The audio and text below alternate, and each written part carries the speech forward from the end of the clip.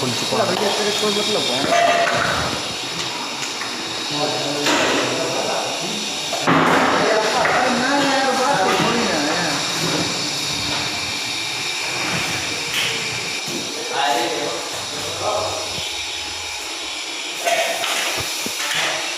ये लाइट लगवा रखी थी तभी वर्किंग हुई, जल गई गाड़ी पूरी।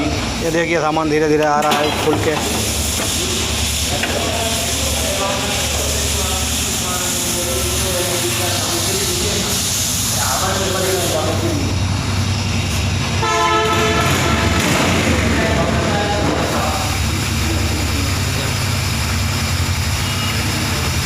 ये लोहे का था, ये भी जल गया।